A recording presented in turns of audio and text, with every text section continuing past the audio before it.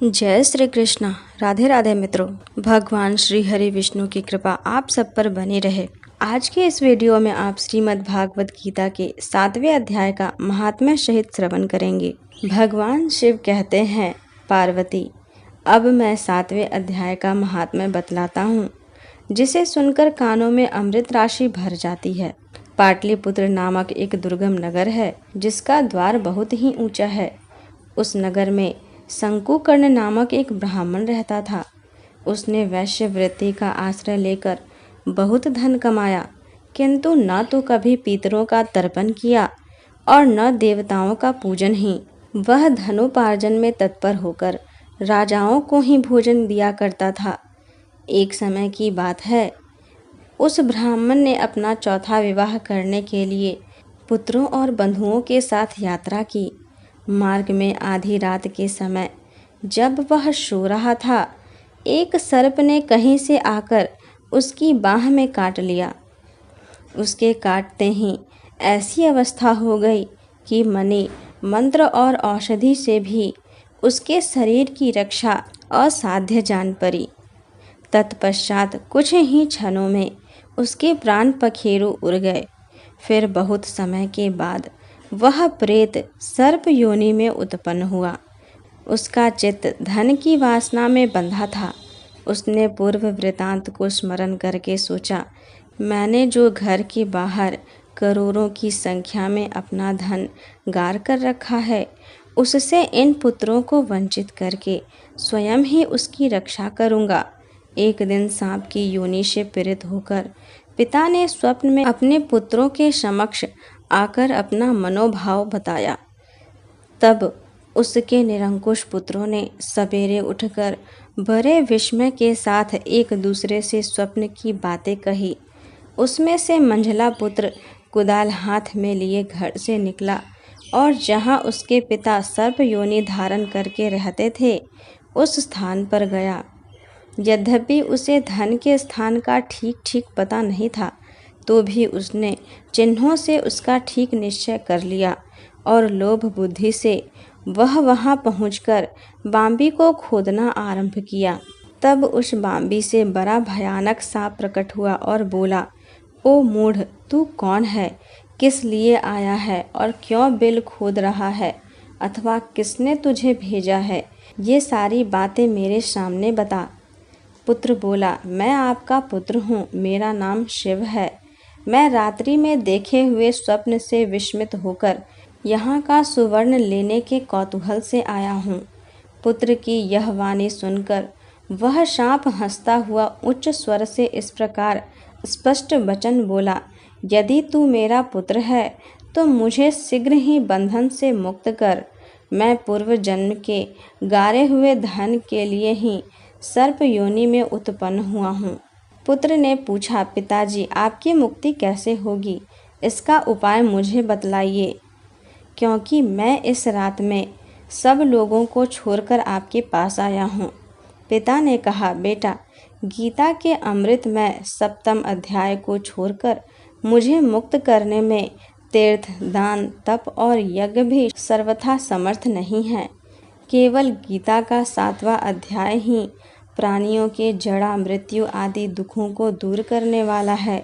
पुत्र, मेरे श्राद्ध के दिन 7वें अध्याय का पाठ करने वाले ब्राह्मणों को श्रद्धापूर्वक भोजन कराओ। इससे निसंदेह ही मेरी मुक्ति हो जाएगी।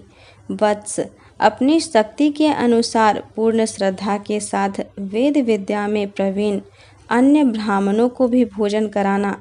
सर्प योनि में पड़े हुए पिता के ये वचन सुनकर सभी पुत्रों ने उसकी आज्ञा के अनुसार तथा उससे भी अधिक किया। तब शंकुकर्ण ने अपने सर्प शरीर को त्याग कर दिव्य देह धारण किया और सारा धन पुत्रों के अधीन कर दिया। पिता ने करोड़ों की संख्या में जो धन बांट कर दिया था, उससे वे सदाचारी पुत्र बहुत प्रसन्न हुए। उनकी बुद्धि धर्म में लगी हुई थी, इसीलिए उन्होंने बावली, कुआं, पोखर, यज्ञ तथा देव मंदिर के लिए उस धन का उपयोग किया और अन्नशाला भी बनवाई। तत्पश्चात 7वें अध्याय का सदा जप करते हुए उन्होंने मोक्ष प्राप्त किया। पार्वती, यह तुम्हें 7वें अध्याय का महात्म्य बताया गया है, जिसके श्रवण मात्र से मानव सब पातकों से मुक्त हो जाता है। अब श्रीमद् भागवत गीता के 7वें अध्याय का श्रवण कीजिए। श्री कृष्ण भगवान बोले, हे पार्थ, तुम मेरे अनन्य प्रेम से आसक्त हुए मन वाला और अनन्य भाव से मेरे परायण होकर योग में लगा हुआ मुझको संपूर्ण विभूति, बल, ऐश्वर्य, गुणों से युक्त सबका आत्मरूप जिस प्रकार संशय रहित जानेगा, उसको सुनो। मैं तेरे लिए इस रहस्य सहित तत्व ज्ञान को संपूर्णता से कहूँगा कि जिसको जानकर संसार में फिर और कुछ भी जानने योग्य शेष नहीं रहता है। हजारों मनुष्यों में कोई भी मनुष्य मेरी प्राप्ति के लिए यत्न करता है और उन यत्न करने वाले योगियों में भी कोई ही पुरुष मेरे परायण हुआ मेरे को तत्व से जानता है, अर्थात यथार्थ मर्म से जानता है। हे अर्जुन, पृथ्वी, जल, अग्नि, वायु और आकाश तथा मन, बुद्धि और अहंकार भी ऐसे यह 8 प्रकार से विभक्त हुई मेरी प्रकृति है। यह 8 प्रकार के भेदों वाली तो अपरा है, अर्थात मेरी जड़ प्रकृति है। और हे महाबाहु, इससे दूसरी को मेरी जीव रूपा परा अर्थात चेतन प्रकृति जान, जिससे यह संपूर्ण जगत धारण किया जाता है। हे अर्जुन, तू ऐसा समझ कि संपूर्ण भूत इन दोनों प्रकृतियों से ही उत्पत्ति वाले हैं और मैं संपूर्ण जगत का उत्पत्ति तथा प्रलय रूप हूँ, अर्थात संपूर्ण जगत का मूल कारण हूँ। इसीलिए हे धनंजय, मेरे से सिवा किंचित मात्र भी दूसरी वस्तु नहीं है। यह संपूर्ण जगत सूत्र में सूत्र के मणियों के सदृश मेरे में गुथा हुआ है। हे अर्जुन, जल में मैं रस हूँ तथा चंद्रमा और सूर्य में प्रकाश हूँ और संपूर्ण वेदों में ओमकार हूँ तथा आकाश में शब्द और पुरुषों में पुरुषत्व हूँ। पृथ्वी में पवित्र गंध और अग्नि में तेज हूँ और संपूर्ण भूतों उनका जीवन हूँ, अर्थात जिससे वे जीते हैं वह मैं हूँ तथा तपस्वियों में तप हूँ। हे अर्जुन, तू संपूर्ण भूतों का सनातन कारण मेरे को ही जान। मैं बुद्धिमानों की बुद्धि और तेजस्वियों का तेज हूँ। हे भरत श्रेष्ठ, मैं बलवानों का आसक्ति और कामनाओं से रहित बल अर्थात सामर्थ्य हूँ और सब भूतों में धर्म के अनुकूल अर्थात शास्त्र के अनुकूल काम हूँ। और भी जो सत्वगुण से उत्पन्न होने वाले भाव हैं और जो रजोगुण से तथा तमोगुण से होने वाले भाव हैं, उन सबको तो मेरे से ही होने वाले हैं ऐसा जान, परंतु वास्तव में उनमें मैं और वे मेरे में नहीं हैं। गुणों के कार्य रूप सात्विक, राजसिक और तामस, इन तीनों प्रकार के भावों से अर्थात राग, द्वेष आदि विकारों से और संपूर्ण विषयों से यह सब संसार मोहित हो रहा है। इसीलिए इन तीनों गुणों से परे मुझ अविनाशी को तत्व से नहीं जानता, क्योंकि यह अलौकिक अर्थात अति अद्भुत त्रिगुणमयी मेरी योग माया बड़ी दुस्तर है। परंतु जो पुरुष मेरे को ही निरंतर भजते हैं वे इस माया को उल्लंघ कर जाते हैं, अर्थात संसार से तर जाते हैं। ऐसा सुगम उपाय होने पर भी माया द्वारा हरे हुए ज्ञान वाले और आसुरी स्वभाव को धारण किए हुए तथा मनुष्यों में नीच और दूषित कर्म करने वाले मूढ़ लोग तो मेरे को नहीं भजते हैं।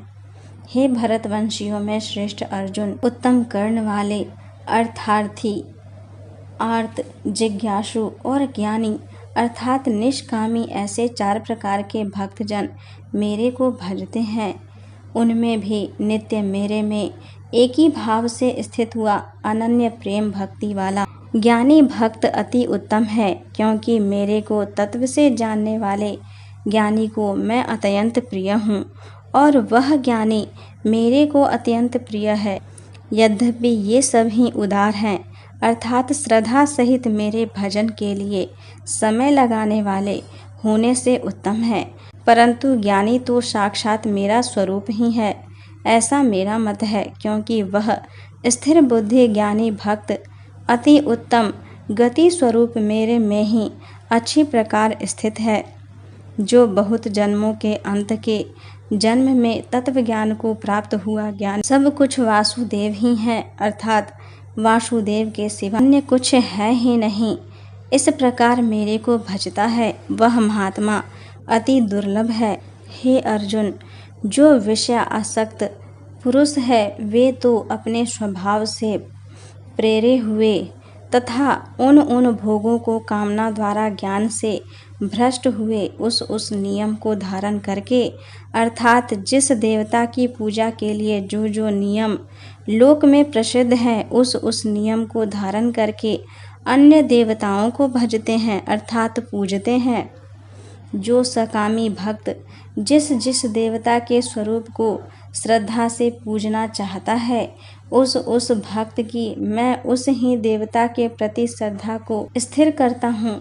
वह पुरुष उस श्रद्धा से युक्त हुआ उस देवता के पूजन की चेष्टा करता है और उस देवता से मेरे द्वारा ही विधान किए हुए उन इच्छित भोगों को निसंदेह प्राप्त होता है, परंतु उन अल्प बुद्धि वालों का वह फल नाशवान है तथा वे देवताओं को पूजने वाले देवताओं को प्राप्त होते हैं और मेरे भक्त चाहे जैसे ही भजें शेष में वे मेरे को ही प्राप्त होते हैं।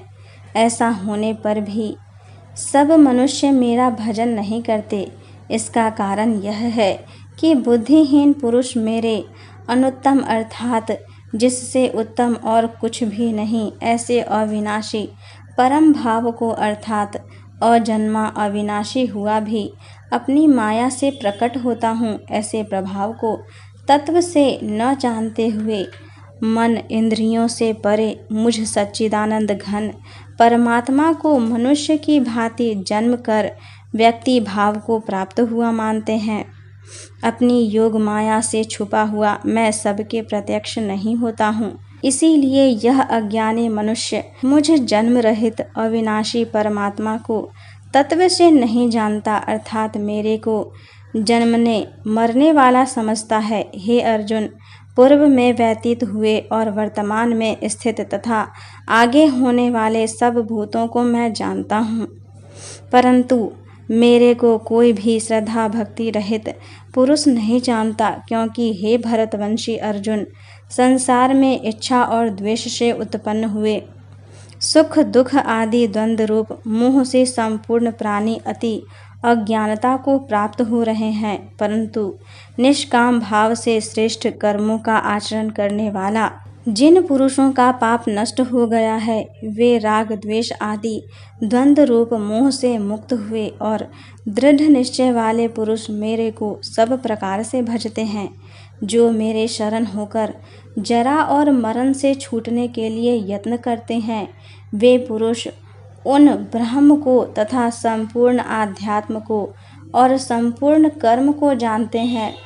जो पुरुष अधिभूत और अधिदैव के सहित तथा अधियज्ञ के सहित सबका आत्म रूप मेरे को जानते हैं, अर्थात जैसा भाप बादल धूम पानी और बर्फ यह सभी जल स्वरूप हैं, वैसे ही अधिभूत अधिदैव और अधियज्ञ आदि सब कुछ वासुदेव स्वरूप हैं। ऐसे जो जानते हैं वे युक्त चित्त वाले पुरुष अंतकाल में भी मुझको ही जानते हैं, अर्थात प्राप्त होते हैं। इस प्रकार श्रीमद् भागवत गीता का 7वां अध्याय संपूर्ण हुआ। आगे की कथा सुनने के लिए मेरे वीडियो को लाइक करें, अपने दोस्तों के साथ शेयर करें तथा मेरे चैनल को सब्सक्राइब करें। धन्यवाद।